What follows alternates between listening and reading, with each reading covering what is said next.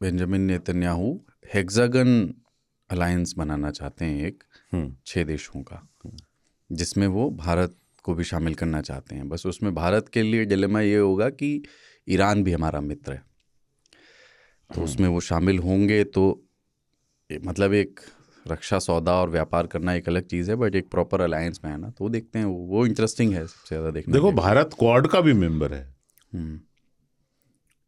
Bharat America का strategic alloy भी है, ब्रिक्स भी है, और ब्रिक्स में भी है। भारत ईरान का भी मित्र रहा है, भारत सऊदी अरेबिया का भी मित्र रहा है, इसी को तो मल्टी अलाइनमेंट भारत बोलते हैं। इजराइल का भी मित्र रहा है। भारत के बारे में कहा जाता है कि अब जो है इन्होंने पहले क्या था, नॉन अलाइंड मूवमेंट था हमारा, और एक प्रिंसिपल टाइप का अलायंस था, एटलीस्ट एक मुखौटा था, पर हम तो थे सोवियत रशिया की तरफ ही, एकदम क्लियर थे। तो अंतर्राष्ट्रीय संबंधों में कुछ मुखौटे भी रहते हैं और एक हकीकत भी होती है। हकीकत ये है कि जब दुनिया इस तरह से अलाइन कर रहे हो कि जिस दिन कुछ बड़ा होगा उस दिन कौन किसके साथ खड़ा होगा ये अभी निर्णय हो जाए, तो हमारे हिसाब से हम चीन के साथ खड़े होने को तैयार नहीं है।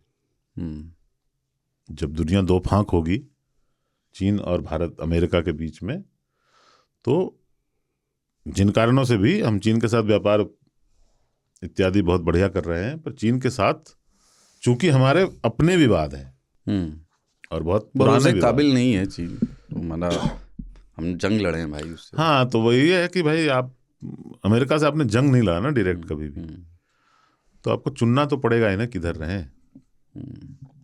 नॉन अलाइंड आप रहेंगे नहीं, अब ये मल्टी अलाइंड है, वैसा सा है। हाँ, वही मल्टी अलाइंड रहेंगे आप, लेकिन आपको ये तो डिसाइड करना पड़ेगा दो में से किसकी तरफ ज्यादा झुकाव होगा, तो वो क्लियर है कि कहाँ किधर हम झुक रहे हैं। इजराइल और भारत के संबंध कारगिल युद्ध के बाद ही सतह पे आ गए थे। संबंध बहुत पुराने हैं, लेकिन पहले उसको नीचे रखा जाता था। कारगिल युद्ध के बाद वो संबंध ऊपर आ गए, और वो संबंध ऊपर ही ऊपर अब जो है क्लियर दिख रहे हैं कि भाई वो हमारा मित्र देश है। और जब तक आपकी पाकिस्तान से ठनी रहेगी, जो ठनी ही रहेगी, आपको बहुत सारे ऑप्शन नहीं रहते हैं। और भारत बहुत ज़्यादा रोप देता था लोगों को। अभी जैसे यूक्रेन ने एक प्रस्ताव रखा यूनाइटेड नेशंस में, भारत एब्सटेन कर गया।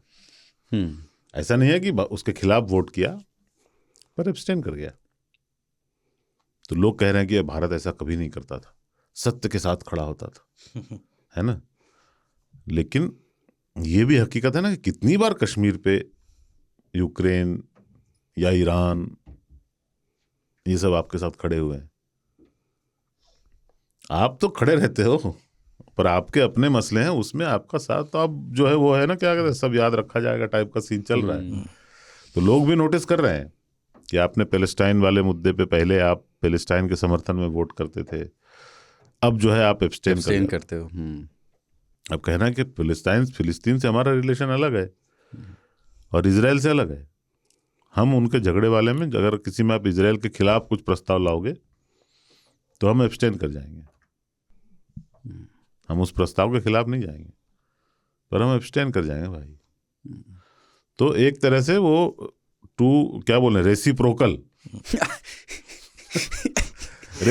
चल रहा है, जो बुरी बात नहीं है।